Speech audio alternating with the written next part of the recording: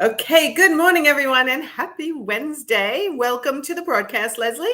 Good morning. I'm so happy to be here with you, Nancy. I'm happy to have you here. Lesley and I are going to be trying to go live at least once a week to talk about things that are coming through my business helpline is kind of the way I want to approach this, Lesley, right? This Voxer that we get from the Profit Insiders. You're an associate coach in that program that I offer with me. And then I have my one-on-one clients that also ask questions through this business helpline, a walkie-talkie app. So I can't believe the abundance this week and last week complaining or having obstacles with contractors. Yeah. Right. And you're an interior designer also, as well as a coach. So, you've had issues with contractors before. It's a hard and industry partners of all kinds, not just contractors. It could be painters, it could be reps, it could be a lot of different things. But contractors in particular are causing people really a lot of heartache. Yeah, myself included. I'm in that group. It's challenging. It's Not challenging. everyone is challenging, but there are a few that definitely make this job quite difficult at times. Right. And I don't know sometimes whether it's because it's a heavily female industry, and I hate to go that route, but I do think it's partially because it's a female heavy industry and the contractors is a male heavy industry. And sometimes the communication is different, right? So we have to be extra careful. So I put together some tips that I end up suggesting over time to people who are having difficulty with their relationships with contractors, right? So one of them, and I think this is the number one, is to have a contract between you and the contractor, or make sure your client has a contract with the contractor, depending on what state you're in and whether you do it through your business, correct? Mm-hmm. Yeah. There are plenty of states where you are allowed to act as GC. There are lots that you're not. And also, you also want to check with your insurance if you're legally allowed to sub and if they will cover you if anything goes wrong. But yeah, I had a recent incident where a client signed directly with someone and they paid, but there was no agreement. And we're realizing now that may have, and of course, it's not the client's job to push a professional and say, you should be giving me a contract right now. Right. But that's something that we can do as designers with our trades that we bring in, communicate that and say, hey, we love everything in writing. Please make sure that you are presenting something to the client to sign, so that basically it's so that expectations are managed from all directions. A contract is not meant to screw somebody over or make things difficult. No. It's to make sure that every party is clear as to what they're responsible for, what they're not responsible for, and what the outcome is going to be for the project. So I'm a firm believer. Contracts do not make business weird. They make it better and smoother and safer for everyone involved. Yeah, it gives clarity sometimes as to who's in charge of doing what and when, and what the liability is if something was to go wrong. I think that it's a huge mistake in the industry that we don't always insist that our client has a contract with their contractor, right? Maybe this becomes part of a welcome packet. Oh, maybe this actually, me, I'm going to start with the whole marketing ideas. Maybe this actually turns into a blog that you then refer your clients to who are calling you for remodel. And it's one of those, hey, while we're waiting for our consultation, I thought this would be a good article for you to read that I wrote, a month ago, a year ago, about how important it is when hiring a contractor to have a contract, right? So anyone who's listening, there's a little tip there for you. I also think it's a great Googleable thing, right? Someone's hiring a contractor, what do I need to know? So, okay. The next thing is controversial, not letting your client hire a contractor that you don't know, that you haven't worked with before. And obviously for newer designers, this would be very difficult. But for seasoned designers, once you've established your relationships with contractors, do you let your client price shop? Do you let your client go to someone else that you've never worked with? I mean, in the past, most designers will say, well, yeah, because my contractor might be busy on other jobs also. So you need a pool of contractors to feed from. Yeah, I'm a big believer in this idea of building like a dream team. Like my ideal, and this I've seen this work successfully for designers I've worked for in the past, is you kind of have your go-to GC, painter, drapery person, electrician, and those are your first choice because you know that you can trust them, their business practices, you know that they're going to deliver, you know they're going to handle any mistakes or issues with integrity. And that's always my preferred method. But even I'm not new in the industry, but I've also only lived in the city I'm in for a bit over 3 years, and 2.5 of that has been a pandemic. I am definitely not there with finding all my right people. So I am bringing in new contractors on projects and trying things out and seeing what works. One important thing that I've learned, Nancy, is that in my contract, there is a very important clause that says if the client brings in the contractor Yep. and that contractor causes me any delays, issues, etc., that the client, I'm going to bill them for my time to deal with that. So even if you're flat fee, that's something that's important, because when you bring the trade in and it's someone you know and trust, you have that relationship, you have that rapport, you know how things are going to happen when they maybe don't go as smoothly as normal. If it's a Yep. brand new contractor, you have no idea. And if they're costing you time, that should not cost you money. That is absolutely billable, and that needs to be in your letter of agreement with your clients. So I think that gets great. That's a huge gray area. I like it, and I think it Yeah. should be in the contract, but how do you prove that they made a mistake that caused a delay over and above what you charged if you're charging a flat fee? Right? Oh, How good. much I does mean, your good flat fee question. cover? See, so Lesley knows, her and I have been in a lot of discussions about flat fee Yeah. versus hourly in the project management stage. And I know everybody hates hourly in the project management stage. Trust me, I wouldn't want to keep track of my hours either. However, that's the stage where everyone gets screwed, especially if something happens. So if you're a flat fee and you have it in your contract that there's a delay, if there's a delay due to the contractor's business, right, their delay, and it causes you more work, you can charge additional for that. But where is what was included in the flat fee to say that that is additional? Yeah, that's a really good question, and I don't think I have a perfectly Yeah. crafted answer for you. I would just, like, as an example, I recently had a contractor that was supposed to build a custom closet. Her person that was able to do it was no longer able, and we had to find a new vendor, get new quotes, have them back to do another trade day. Mm, That's the kind of thing that, for me, of course, I brought in that contractor, so that all fell on me. But if that had happened with someone else's contractor, to me, that was pretty clear. Any work that I had to do because that contractor no longer could fulfill what they were supposed to would be billable. But I understand it's also difficult to bill that. It's kind of yucky. It doesn't always feel great, but it's something that this is part of the contractor relationship, is either making it very clear what time is going to be billed, or, and I'm guilty of not doing this, Nancy, and I know you've yelled at me for this, having enough buffer in your flat fee to cover this, because we all think it's not going to happen. We all think this is a small project, there's not going to be an issue. There's always an issue. There's or I always an have my issue. process so tight that there's Mhm. never an issue, and I say I call bullshit on that one. There's never an issue with the stuff I'm doing. I can design, like, we good. Anything that I'm doing in the design phase where it's sort of in our little design world bubble, locked and loaded. It's Right. when that implementation starts and it's the Wild West, and there's Yeah. just so many unknowns, and it's like herding cats. We've all tried to do manage project, and it's very challenging, and there's a lot of time that can be spent and lost. And to your point, the time tracking is tedious. For me, the harder part is actually sending those invoices. I don't love billing for all these crazy extra bits of time and things that have come up, but I either have to do that or have a higher flat fee that covers that. We cannot be working for free. That is not a business. That's a very expensive hobby. Correct. Correct. So yeah, it's hard. This is hard stuff. When something goes wrong with the contractor, what do you do? Which is why my business helpline in the Voxer goes crazy every time someone has an issue with a contractor. So not letting a client hire their own contractor is one option. That you've vetted the contractor, that you've suggested the client have a contract with the contractor, or you have a Mhm. contract with the contractor, laying out all the details and the liability and all who's responsible for what is the big thing. The Yes. other thing is, let's just talk about, you're literally on a job site and somebody is intimidating you, right? And I had years ago, I had a designer who was coaching with me. She looked really young and she sounded really young, but she Mm. wasn't.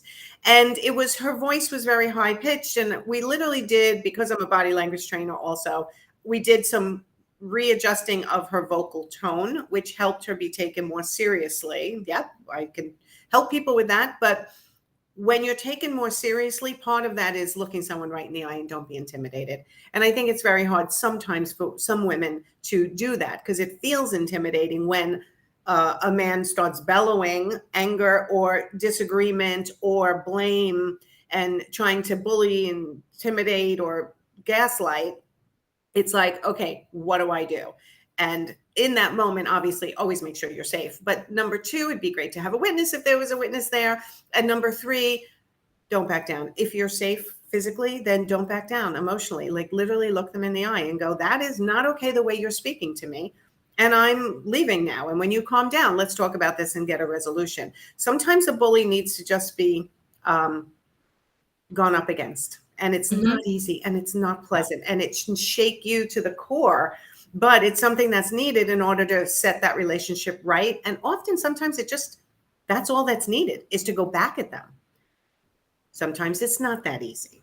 And then you might have to bring in some assistance, right? Either an employee that you have with you to not be going into those situations alone, another contractor you can reach out to, a spouse that you want to involve. But really, the bottom line is you might have to talk to a lawyer sometimes. That was what I was going to say. Is there, depending on what was said and how it was said, sometimes it is better, like you said, Nancy, to sort of make it clear that you will discuss when everybody is calm and step away. And I think there's a lot of value in consulting with, depending on, again, the severity and what was said and how it was said, consulting with someone, a coach, the business helpline. Right. Nancy, you have come to my rescue and I'm so grateful for that.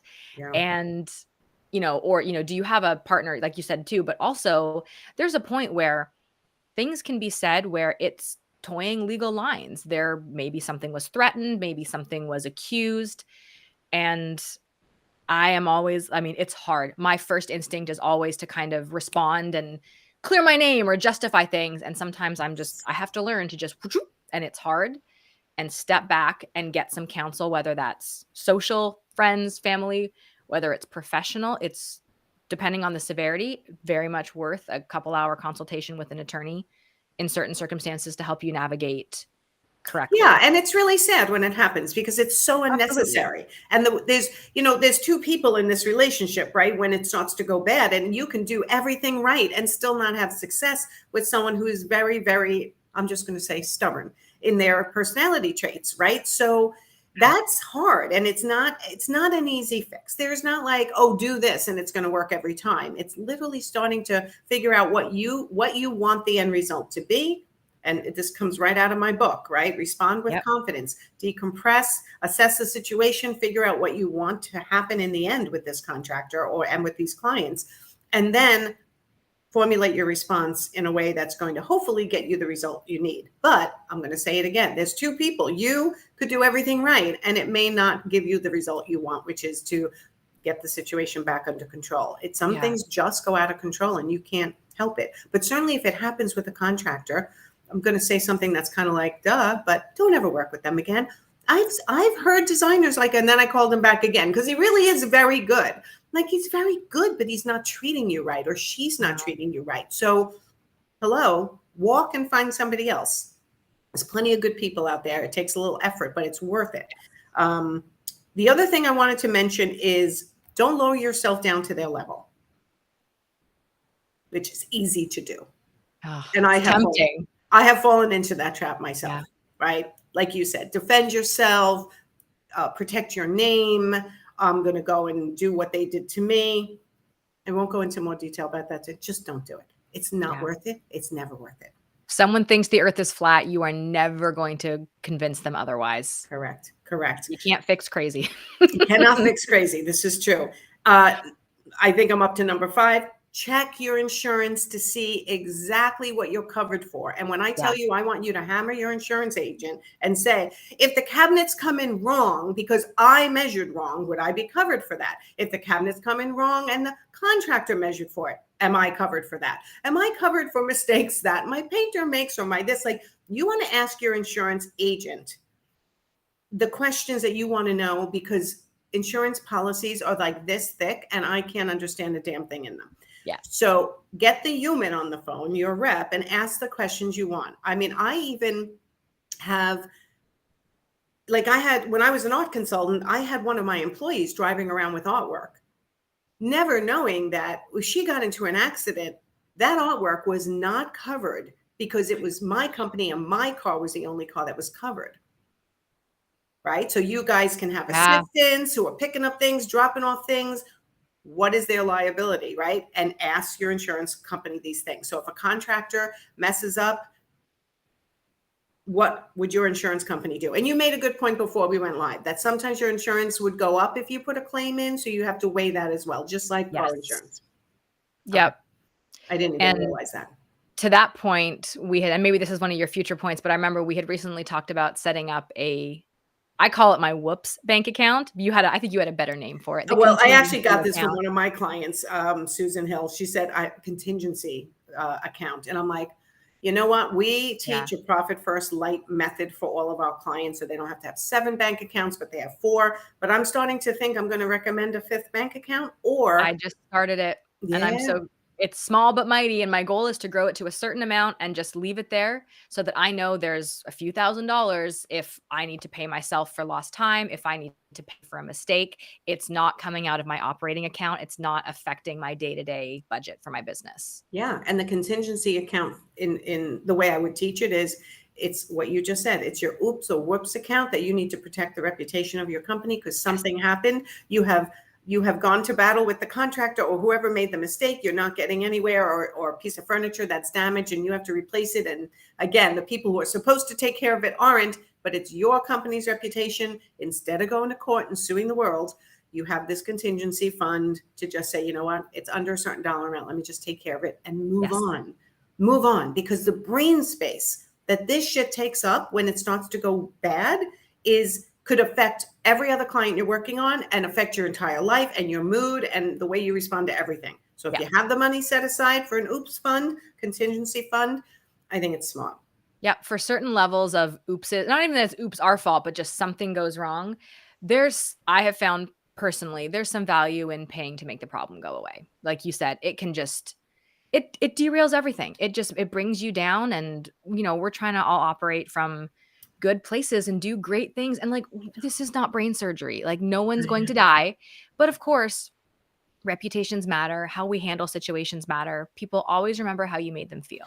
And Yes. it's worth a small financial investment. And again, we're not talking about like big claims. Absolutely, insurance has its place. Insurance and the legal system has its place. Yes. Unfortunately, sometimes you end Yeah. up in court trying to defend yourself against some of these situations. But a Yep. small whoops could be taken care of by a contingency And then account. you can move on and, as my lovely assistant says, bless and release. Like let them Yes. go. You don't Yes. like just move on. And Absolutely. I think that's a good way to handle it. Absolutely. All right. The last thing I have on my list is, which we've debated before and we will continue to debate in the whole industry, is charge properly for project management. This shit happens. It happens a lot. It doesn't happen sometimes. It happens most of the time It where does.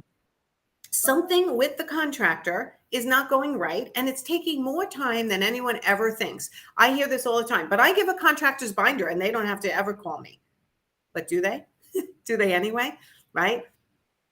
Yes, And even though your binder is fabulous, did you handhold them through it and make sure every time they text you that says check the binder, page 25? Like, are you training your contractors to utilize what you're giving them instead of saying, I think I charged enough?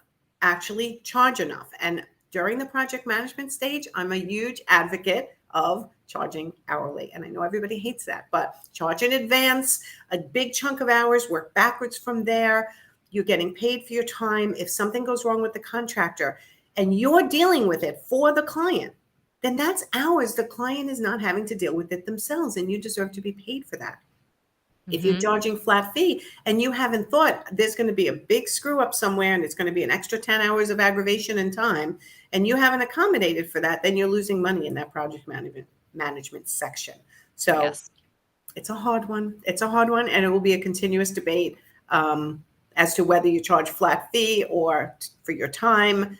Yeah. But if you're anyone switching to flat fee, make sure you know your numbers well and you're putting in a huge cushion in that project management section, because this could happen to you and you're going to feel resentful if you're not charging appropriately. And I'm going to say one last thing. There's psychology behind once you get the money for flat fee. Now it's a year and a half later and you're still managing the project and you're not getting any money for it and something goes wrong. Psychologically, I don't care how well you got paid. Human nature will still dictate, this is making me mad because I'm not even getting paid for this. It's hard to remember that you got paid a flat fee a year and a half ago.